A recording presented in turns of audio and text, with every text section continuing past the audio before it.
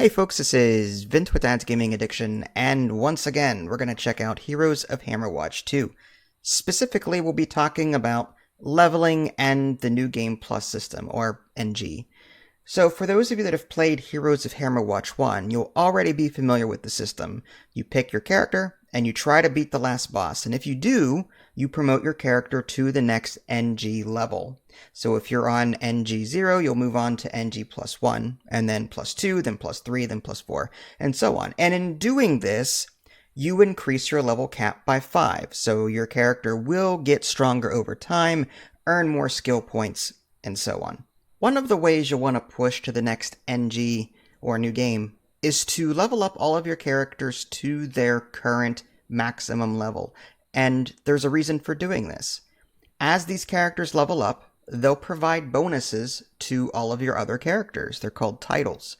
So as an example here, the Warlock will grant fire, ice, lightning, and poison resistance at 3 per level. The Wizard will provide spell power at 2 per level. The Sorcerer provides mana regeneration at 0.1 per level. The Warrior will grant health at 3 per level. Paladin will provide armor at 3 per level. Ranger will provide attack power at 2 per level. And lastly, the Rogue will provide gold at 1.5% per level. So, if you're finding yourself stuck on one character, jump on a different one and level them up in order to build your class titles. Another thing you can do is use the appropriate setup. So what I mean by that is when you go out on a run and you're looking at what chapel blessings to take, what magic shop item to choose, what food to bring with you, and keep in mind some of this will be locked at the beginning of the game. You'll have to find blueprints and other things in order to unlock these particular items. So keep in mind, not all of these will be available to you in the beginning of the game. You'll have to level up your chapel, for example, to see more of these blessings. But once you reach your level cap, for example, let's say you're at level 20 and you're going to send your character out on a run. Do you really need Blessing of Wisdom activated anymore? No, you don't.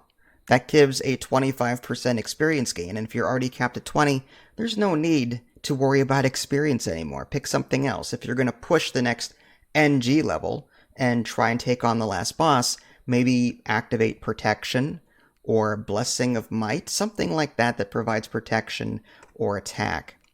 As far as food is concerned, it's very much the same thing.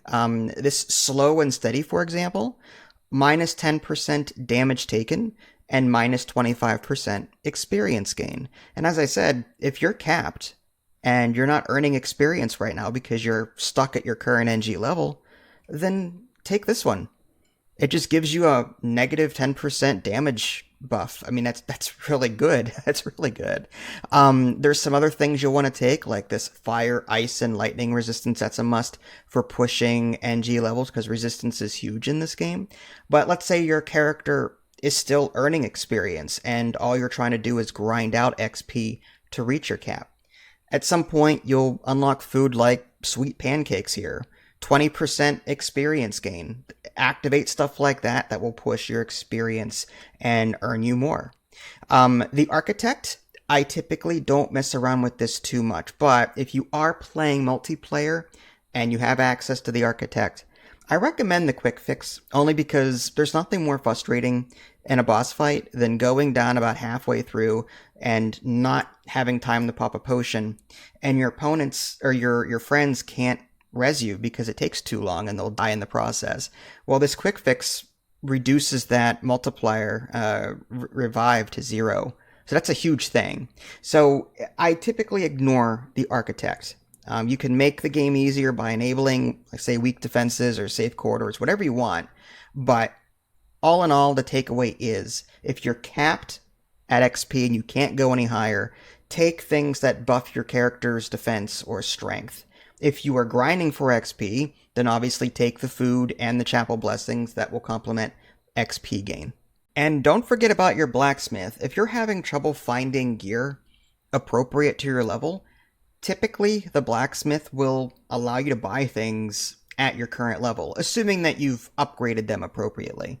So if you're stuck at like a level 3, say, shoe, come here, and even if it's only a green item, just go ahead and spend the 2,000 or whatever. I mean, 2,000 isn't a whole lot in the grand scheme of things. On your runs, you're typically going to earn anywhere between, say, 5 and 20,000 on a good run. On the later NG levels, you'll get a lot more than that.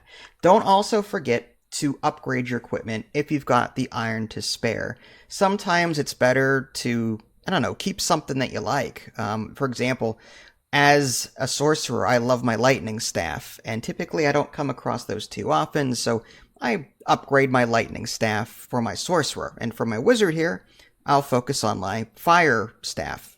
I like it. I prefer it. It matches my fire hydra to a T. So don't forget to upgrade these as well if you come across something that you like. And of course, take the time to go to the blacksmith, upgrade your weapons and your armor power and your weapon speed. That'll all make a difference. And of course, the magic shop will also have things like spell resistance and spell power that you'll want to invest into, and that will help you defeat the last boss, trust me. One final thing I just want to quickly note, you can attune trinkets with skill points, as well as weapons, but I prefer the trinkets. And if you've got extra skill points lying around because you don't want to spend them at your trainer, let's say you've got a skill that you never use, and you're not going to level up anytime soon because you're focusing on these skills. Well, you can bring your skill points here and attune these trinkets. They make them more powerful during your run. So if, let's say the Book of Arms, for example, attack power plus 40. I believe by default it used to be plus 20.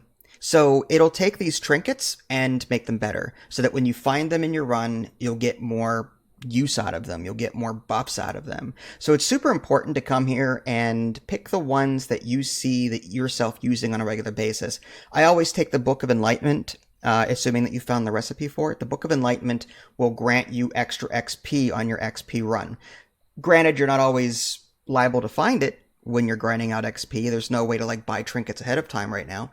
But if you do find the Book of Enlightenment and you'd have attuned the trinket, you'll see a huge increase in your XP gains. So if you have extra skill points, consider spending them here on the trinkets that matter. Real quick, don't be afraid to spend material at the material trader. At first, yes, you're going to use your material and you're going to be starved for it, upgrading your town. That's first and foremost. Definitely do that. But once you've upgraded your town to its fullest and there's no more buildings to build, why don't you go ahead and start selling some of your materials for gold? That way you can start buying those expensive blacksmith and magic shop upgrades. Just keep a reserve because the architect does use some of these materials in order to be activated. And there you have it, a quick video for you. Hopefully you found this enjoyable. Check out the links in the below description to see the other guides that I put together along with my review, which compares Heroes of Hammerwatch 1 and 2. This is Vince, thanks for watching. I'll catch y'all next time. Take care.